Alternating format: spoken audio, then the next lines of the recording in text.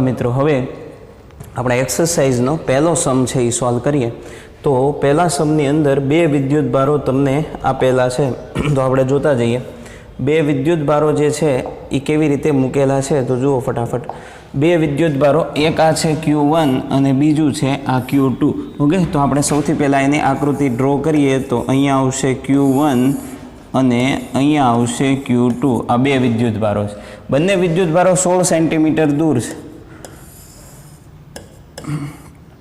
આ ડિસ્ટન્સ છે એ 16 સેન્ટીમીટર છે ઓકે તો બંનેને જોડતી રેખા પર કયા બિંદુએ વિદ્યુત સ્થિતિમાન શૂન્ય થશે ચલો વિદ્યુત સ્થિતિમાન શૂન્ય થાય હવે એક ધન એક ઋણ છે આ ધન છે અને આ ઋણ છે એક ધન એક ઋણ વિદ્યુતભાર હોય તો સ્થિતિમાન શૂન્ય થાય એવું બિંદુ નાના મૂલ્યની બહારની બાજુએ અને નાના મૂલ્યની અંદરની બાજુએ બંને જગ્યાએ આવે આમાં મૂલ્ય નાનું છે ને એ આ માઇનસથી નાનું છે એમ નહીં મૂલ્ય આ 3 છે અને આ 5 છે એટલે નાનું મૂલ્ય છે ને Q2 છે તો નાનું મૂલ્ય જે Q2 છે એની અંદરની બાજુએ એક બિંદુ એવું છે કે ત્યાં સ્થિતિમાન 0 થશે બીજું નાના મૂલ્યના વિદ્યુતભારની બહારની બાજુએ બીજું બિંદુ એવું છે કે ત્યાં વિદ્યુત સ્થિતિમાન છે એ શૂન્ય થશે ઓકે તો પહેલાં અહીંયાની ગણતરી કરો તો આપણે એક કામ કરીએ આ અંતરને કહી દઈએ x આ અંતરને આપણે કહી દઈએ 16 - x ઓકે તો અહીંયા P બિંદુ પાસે બે સ્થિતિમાન ઉત્પન્ન થશે પહેલા વડે V1 બીજા વડે V2 કુલ સ્થિતિમાન છે એ શૂન્ય થશે ચલો પહેલા વડે ઉત્પન્ન થતા વિદ્યુત સ્થિતિમાનમાં KQ1 અહીંયાનો વિદ્યુતભાર છેદમાં ડિસ્ટન્સ આ થઈ ગયું 16 - x પ્લસ આ KQ2 છેદમાં આ ડિસ્ટન્સ x છે તો x = 0 આને તમારે કેલ્ક્યુલેટ કરી અને x છે એ ફાઇન્ડ કરી લેવાનો ઓકે ચલો હવે અહીંયાની વાત કરીએ તો અહીંયા કેવી રીતે ગણશું તો અહીંયા એવું વિચારી લઈએ Q2 થી આ ડિસ્ટન્સ છે એ સપોઝ y છે ઓકે તો અહીંયા સ્થિતિમાન V1 + V2 પહેલા વડે વત્તા બીજા વડે કુલ સ્થિતિમાન 0 થાય પહેલા વડે એટલે KQ1 અપોન ચલો Q1 એટલે આનું અહીંયા સુધીનું ડિસ્ટન્સ કેટલું થશે તો જુઓ આ આખું છે ને 16 છે અને એમાં આવડા y ઉમેરી દો એટલે મને ટોટલ ડિસ્ટન્સ મળી જાય y 16 + y પ્લસ V2 એટલે આ KQ2 KQ/R સૂત્ર છે KQ2 અપોન Q2 થી Q નું ડિસ્ટન્સ છે y = 0 ચલો આની ગણતરી કરીને y મેળવી લો એટલે બે બાજુ આ બાજુ એક બિંદુ એવું આવશે સ્થિતિમાન 0 હોય આ બાજુ એક બિંદુ એવું આવશે જ્યાં સ્થિતિમાન છે એ શૂન્ય હોય ઓકે ચલો એના પછી નેક્સ્ટ જોઈએ બીજો દાખલો 10 સેન્ટીમીટર બાજુવાળા નિયમિત ષટકોણ એટલે આપણે સેટ ડ્રો કરીએ તો આવા આકાર હોય અને ષટકોણ કહેવાય એને કુલ 6 શિરોબિંદુ હોય બરાબર દરેક પર એક સરખો વિદ્યુતભાર છે અહીંયા Q અહીંયા Q અહીંયા Q અહીંયા પણ Q અને અહીંયા Q બરાબર તો દરેક ઉપર એક સરખો Q વિદ્યુતભાર છે જે 5 માઇક્રોકુલમ આપેલો છે બરાબર 10 સેન્ટીમીટર બાજુવાળા એક કેન્દ્ર પર સ્થિતિમાન મેળવો ચાલો કેન્દ્ર પર સ્થિતિમાન મેળવવાનું છે અહીંયા કેન્દ્ર પર સ્થિતિમાન મેળવવાનું થાય ત્યારે તમારે શું કરવાનું છે કે અહીંયા આપણે આ અંતરને R કહી દઈએ તો પહેલા વડે કેન્દ્ર પર ઉત્પન્ન થતું સ્થિતિમાન KQ/R બરાબર પહેલા વડે હવે બધા વિદ્યુતભારો ધન છે એટલે પહેલા વડે KQ/R બીજા વડે KQ/R ત્રીજા વડે KQ/R ચોથા વડે KQ/R પાંચમા વડે અને છઠ્ઠા વડે એટલે બધા વડે KQ/R તો ટોટલ 6 વખત KQ/R થાય આમાં કિંમત મૂકો એટલે તમને આન્સર મળશે ઓકે ચલો એના પછી જુઓ 2 માઇક્રોકુલમ વિદ્યુતભાર અહીંયા ધારો કે એક વિદ્યુતભાર પડ્યો છે Q1 = 2 માઇક્રોકુલમ પછી અહીંયા બીજો વિદ્યુતભાર પડ્યો છે Q2 = -2 માઇક્રોકુલમ ઓકે આ બે વિદ્યુતભારો એકબીજાથી 6 સેન્ટીમીટર અંતરે પડ્યા છે ચલો આ અંતર છે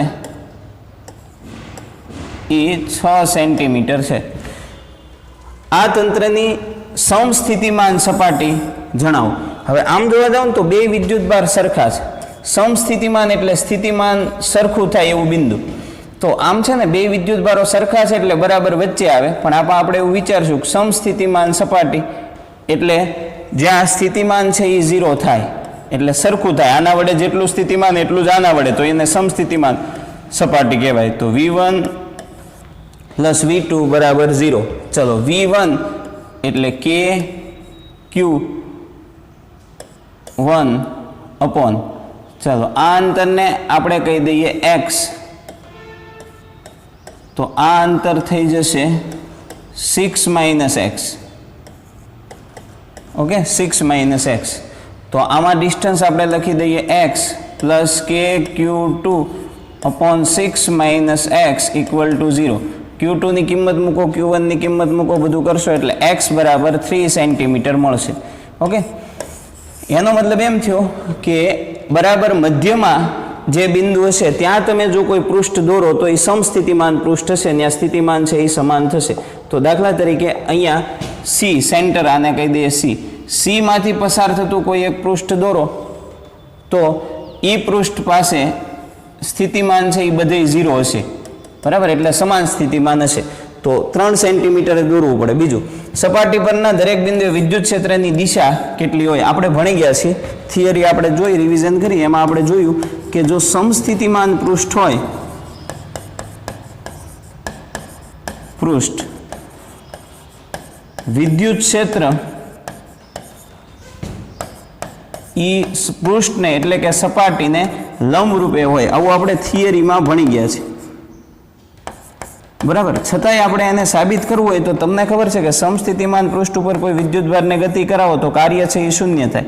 હવે કાર્ય શૂન્ય થાય તો કાર્યની જગ્યાએ લખાય F dot dl equal to 0. એફની જગ્યાએ તમે F બરાબર QE લખી દો, તો QE ડોટ dl સ્થાનાંતર equal to 0.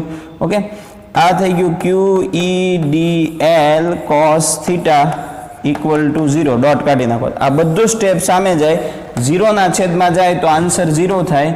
So cos theta equal to 0, અને કોસની કિંમત ક્યારે 0 હોય કે જ્યારે થીટા છે એ π/2 હોય, 90 હોય, બરાબર. એનો મતલબ એમ થયો કે વિદ્યુત ક્ષેત્ર અને dl એટલે સ્થાનાંતર, સ્થાનાંતર છે ને એ અહીંયા સપાટી ઉપર આમ થતું હોય, આમ, બરાબર. સ્થાનાંતર આમ થાય અને વિદ્યુત ક્ષેત્ર આમ છે, બે પરસ્પર લંબ હોય, અને આમ આપણી થિયરીનો પોઈન્ટ છે એટલે એમાં બહુ કાંઈ વિચારવાનું છે નહીં. ચલો નેક્સ્ટ જોઈએ. 12 સેન્ટીમીટર ત્રિજ્યાવાળા વાહક ગોળાની અંદરની સપાટી પર, ચાલો આ ગોળો છે, ગોળાની અંદર આપણે ભણી ગયા છીએ કે સુવાહક ગોળો છે, બરાબર. તો વાહક ગોળો છે, વાહક ગોળામાં તમને ખબર છે કે વાહકની અંદરની સપાટી પર વિદ્યુત ક્ષેત્ર હંમેશા 0 હોય. એ આપણને ખ્યાલ છે, આપણે જોયું છે કે ભાઈ વાહકને તમે બાહ્ય વિદ્યુત ક્ષેત્રમાં મૂકો કે ન મૂકો, એની અંદરની સપાટી પર વિદ્યુત ક્ષેત્ર હંમેશા 0 હોય. ઓકે, એટલે આમાં કાંઈ છે નહીં, પહેલામાં અંદર વિદ્યુત ક્ષેત્ર 0 હોય. ચલો સેકન્ડ જોઈએ. ચલો સેકન્ડમાં શું છે જુઓ. ઓકે, બી. ચલો આ ગોળો છે, ગોળાની તદ્દન નજીક, પણ ગોળા પર જે વિદ્યુતભાર છે ને સપાટી ઉપર અથવા તો ગોળાની બહાર ગણો ને ત્યારે જે વિદ્યુતભાર છે એના કેન્દ્રમાં છે એવું વિચારીને ગણવું પડે, એવું આપણે ભણી ગયા. ગોળાની નજીક તદ્દન બહાર એટલે નજીક એટલે અહીંયા કંઈક, તો અહીંયા કંઈક તમારે વિદ્યુત ક્ષેત્ર જોતું હોય તો E બરાબર KQ અપોન R². હવે ગોળાની ત્રિજ્યા કરતાં સહેજ વધારે એટલે આપણે ત્રિજ્યા જેટલું અંતર મૂકી દો. K ની કિંમત Q તમને આપ્યું છે, R છે એ 12 સેન્ટીમીટર છે, તો અહીંયા R બરાબર આપણે લખશું 12 × 10⁻². ઓકે, આમાં કિંમત મૂકશો એટલે તમને આન્સર મળી જશે. ચલો એના પછી આપણે જોઈએ C. ઓકે, C જુઓ, આ ગોળો છે, ગોળાની ત્રિજ્યા છે એ 12 સેન્ટીમીટર છે, તો અહીંયા ત્રિજ્યા કરતાં સહેજ વધારે એટલે આપણે ત્રિજ્યા જ લીધી. ચલો ગોળાથી 18 સેન્ટીમીટર દૂર, તો જે કંઈ જુઓ અંદર વિદ્યુત ક્ષેત્ર 0 લઈ લેવાનું, સપાટી ઉપર ગણો ત્યારે વિદ્યુતભાર કેન્દ્રમાં, બહાર ગણો ત્યારે પણ વિદ્યુતભાર કેન્દ્રમાં. ચલો અહીંયા વિદ્યુતભાર કેન્દ્રમાં રાખું, બહારના કોઈ બિંદુએ, બહારનું કોઈ બિંદુ હોય તો એને અંતર R કહી દો, તો એ R છે 18 × 10⁻² મીટર. ઓકે, તો અહીંયા વિદ્યુત ક્ષેત્ર મેળવવાનું થાય તો E બરાબર KQ અપોન સ્મોલ R². આમાં કિંમત મૂકશો એટલે વિદ્યુત ક્ષેત્ર મળી જશે. ઓકે, ચલો એના પછી જોઈએ સમાંતર પ્લેટ કેપેસિટરની બે પ્લેટ વચ્ચે હવાનું માધ્યમ હોય ત્યારે કેપેસિટન્સ 8 માઇક્રોફેરેડે છે. બે પ્લેટ વચ્ચે 6 ડાઇલેક્ટ્રિક અચળાંકવાળો પદાર્થ ભરવામાં આવે અને બે પ્લેટ વચ્ચેનું અંતર અડધું કરવામાં આવે તો કેપેસિટન્સ છે એ કેટલું હશે? ચલો અહીંયા ધ્યાન આપો. ધારો કે મને પહેલી કન્ડિશન જે આપી છે એવું વિચારું કે મારી પાસે આ સમાંતર પ્લેટ કેપેસિટર છે, બે પ્લેટ વચ્ચેનું ડિસ્ટન્સ D છે, અહીંયા ડાઇલેક્ટ્રિક અચળાંક છે ને એપ્સાઇલોન 0 જેટલો હોય, કારણ કે અત્યારે હવાનું માધ્યમ છે. ઓકે, ચાલો અત્યારે હવાનું માધ્યમ છે તો આનું કેપેસિટન્સ થશે C0. હવાનું માધ્યમ છે ત્યારે એનું સૂત્ર થાય એપ્સાઇલોન 0A upon D.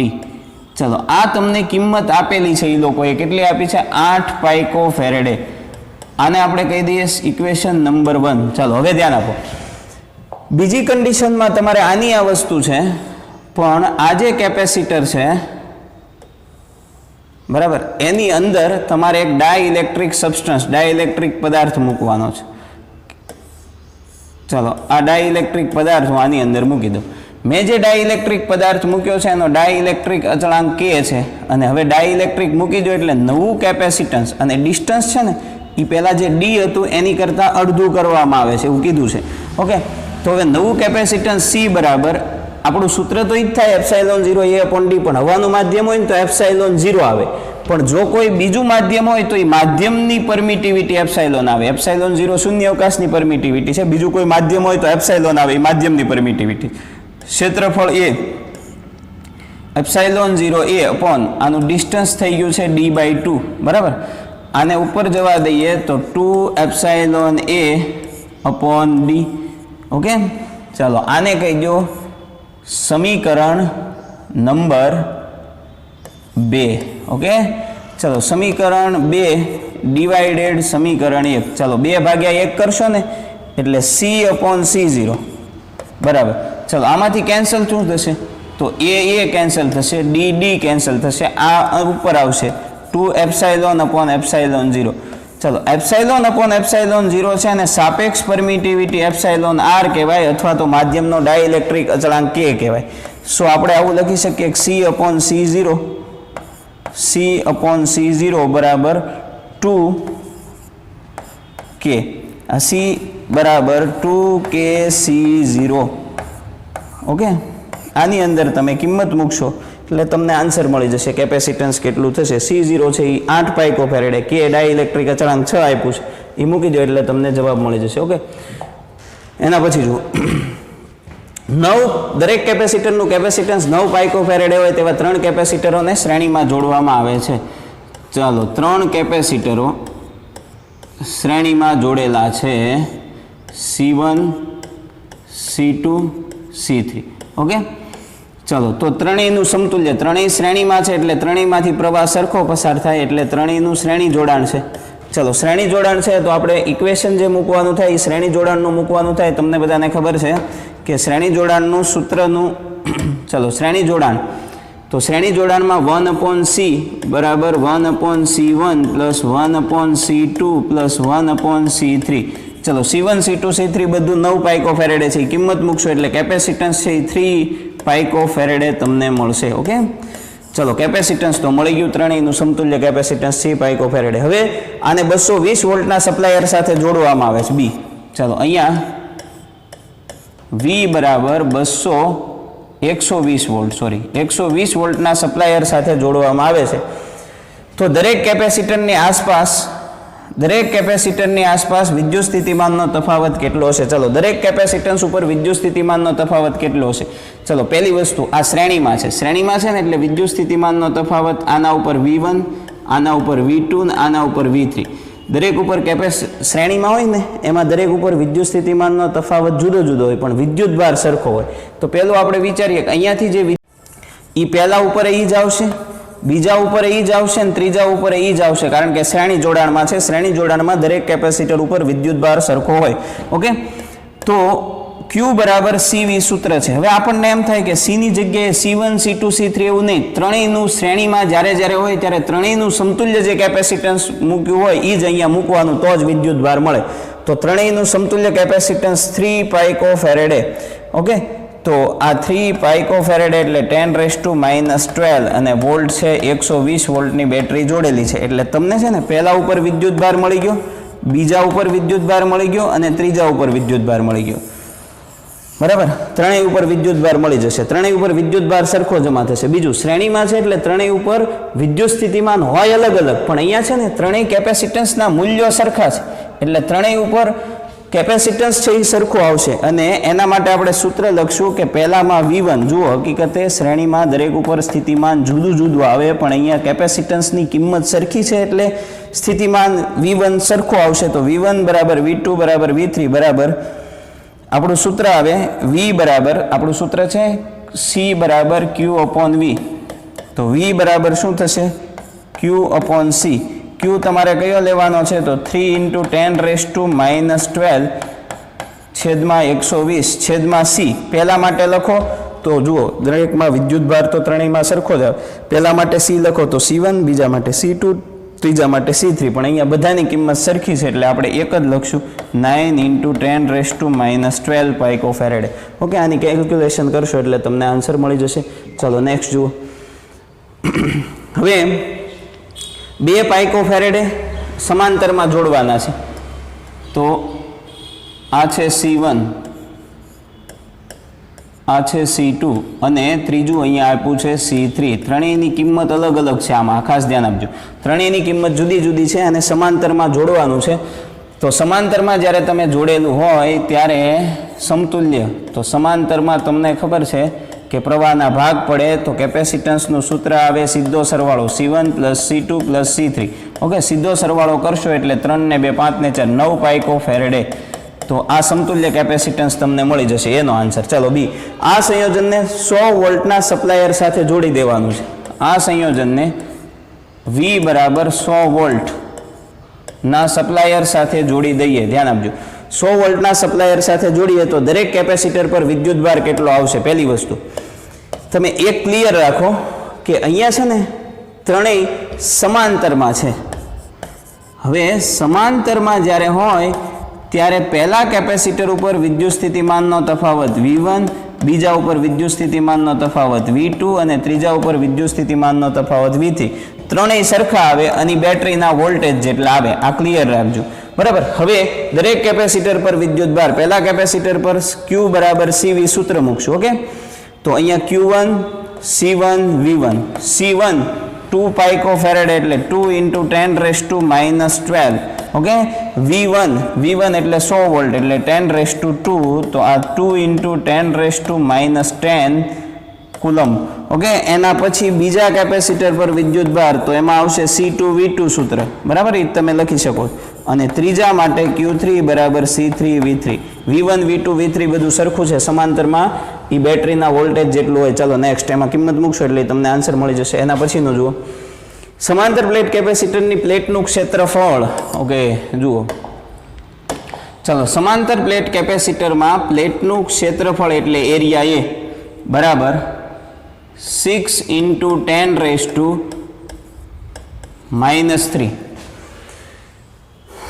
બંને પ્લેટ વચ્ચે 3 મિલીમીટરનું અંતર છે સો D = 3 મિલીમીટર એટલે 10⁻³ મીટર ઓકે ચાલો એના પછી જુઓ 3 મિલીમીટરનું અંતર છે આ બંનેની વચ્ચે હવાનું માધ્યમ છે બંનેની વચ્ચે હવાનું માધ્યમ હોય ને એટલે તમને ખબર પડે કે એપ્સાઇલોન 0 હોય કારણ કે શૂન્યાવકાશની પરમિટિવિટી 8.85 × 10⁻12 ઓકે તમને પૂછ્યું છે આનું કેપેસિટન્સ ફાઇન્ડ કરો હવે ફ્રેન્ડ્સ કેપેસિટન્સ સમાંતર પ્લેટ કેપેસિટરના કેપેસિટન્સનું સૂત્ર છે C બરાબર એપ્સાઇલોન 0 A/D અહીંયા બધી કિંમત આપી છે એ મૂકી દો એટલે કેપેસિટન્સ છે એ તમને મળી જશે ચલો એના પછી આ કેપેસિટરને 100 વોલ્ટની બેટરી સાથે જોડવામાં આવે તો કેપેસિટરની પ્લેટ પરનો વિદ્યુતભાર કેટલો હશે ચલો આ કેપેસિટરને 100 વોલ્ટની બેટરી સાથે જોડવામાં આવે તો V બરાબર 100 વોલ્ટ બરાબર વિદ્યુતભાર કેટલો છે એક જ કેપેસિટર છે એટલે એમાં કાંઈ બહુ ટેન્શન જેવું નથી હવે આપણે સૂત્ર લખવાનું C બરાબર Q/V સો Q = C × V ચલો C અહીંયા જે મળ્યું છે અહીંયા મૂકવાનું છે V છે એ 100 વોલ્ટની બેટરી છે કેલ્ક્યુલેશન કરશો એટલે આન્સર મળશે ચલો એના પછી નેક્સ્ટ જોઈએ 17.7 પાઇકોફેરેડે ધરાવતા કેપેસિટર એટલે આ છે ને આ જ દાખલો છો આમાં કેપેસિટન્સ છે ને એ તમને 17.7 સમથિંગ મળશે એટલે એ જ દાખલો છે 17.7 પાઇકોફેરેડે ધરાવતા કેપેસિટરની બે પ્લેટ વચ્ચે ડાઇલેક્ટ્રિક હવે છે ને કેપેસિટન્સ તમને અત્યારે જુઓ આ કેપેસિટરમાં વચ્ચે હવાનું માધ્યમ છે ઓકે વચ્ચે હવાનું માધ્યમ છે ત્યારે તમને આનું કેપેસિટન્સ આપ્યું છે C0 બરાબર 17 0.7 પાઇકો ફેરેડે એટલું કેપેસિટન્સ આપ્યું છે.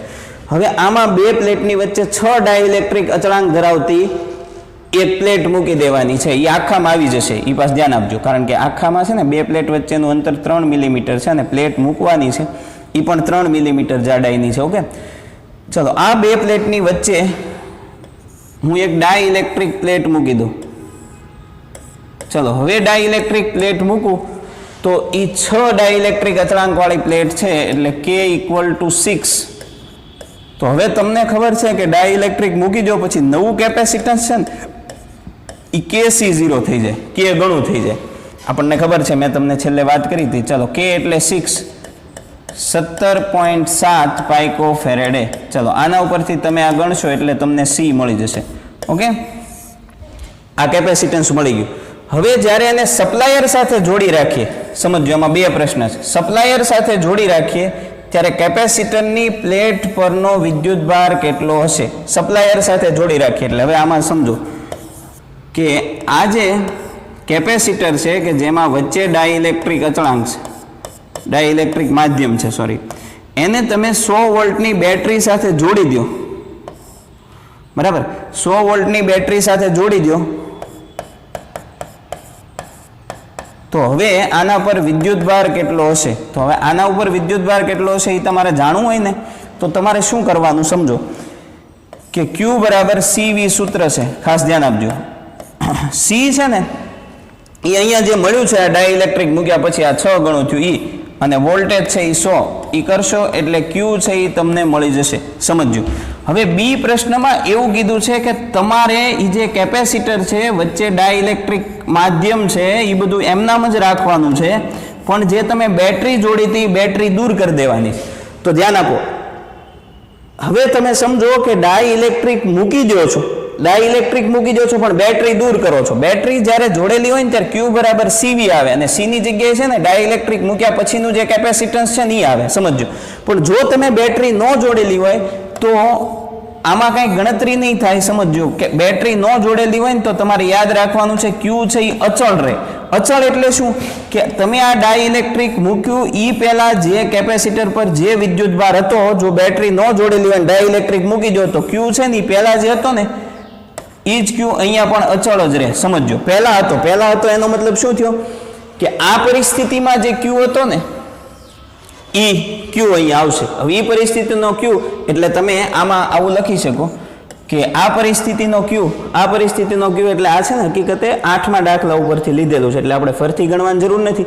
સમજો કે 8મા દાખલામાં તમને જે Q મળ્યો છે એ Q કયો છે કે જ્યારે આ બે પ્લેટ આમ જ હોય ત્યારનો Q આ મળેલો છે જે અહીંયા મળ્યો છે.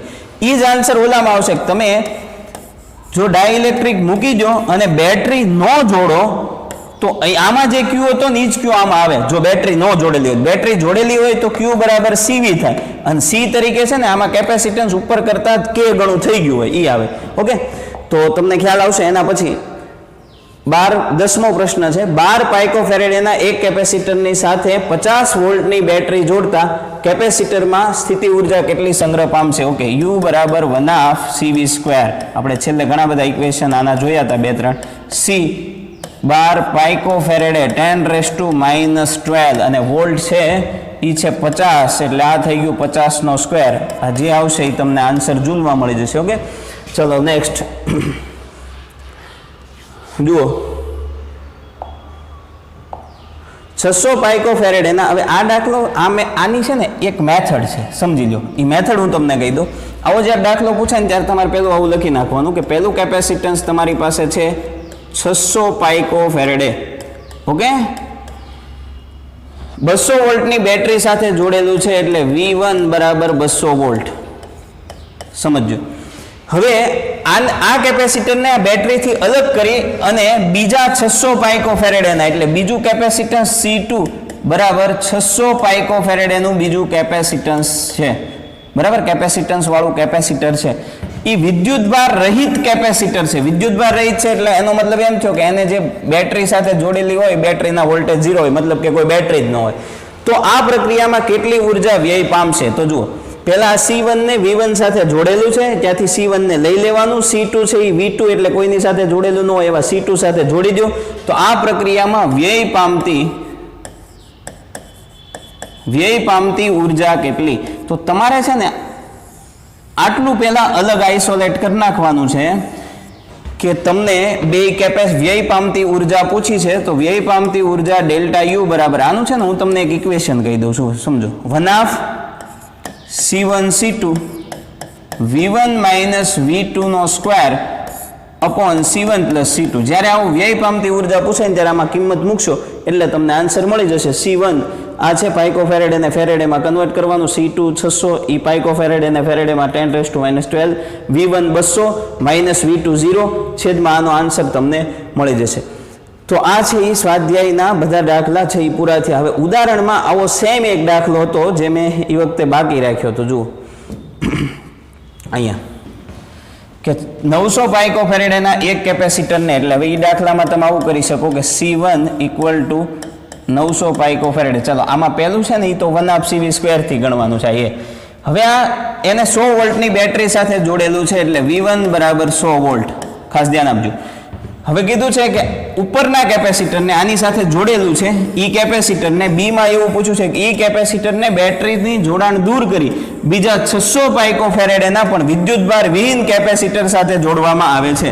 તો બીજું કેપેસિટર C2 બરાબર 900 પાઇકોફેરેડે પણ બીજું કેપેસિટર વિદ્યુતભાર વિહીન છે એટલે V2 બરાબર 0. તો આ બંનેને જોડી દો તો વ્યય પામતી ઉર્જા 1/2 C1 C2 V1 minus V2². આની ઘણી બધી કેલ્ક્યુલેશન અલગ અલગ આપી છે પણ આ સિમ્પલ સૂત્ર છે, આ મૂકી દો એટલે તમને આન્સર મળી જાય. કાયમ યાદ રાખજો, એવરગ્રીન મેથડ છે બરાબર. C1 C2 V1 V2 બધું આપ્યું છે, મૂકી દો એટલે તમને આન્સર મળશે બરાબર ફ્રેન્ડ્સ. તો આપણે બીજા ચેપ્ટરના ઉદાહરણ અને સ્વાધ્યાયના બંને દાખલા છે એ પૂરા કર્યા. આભાર.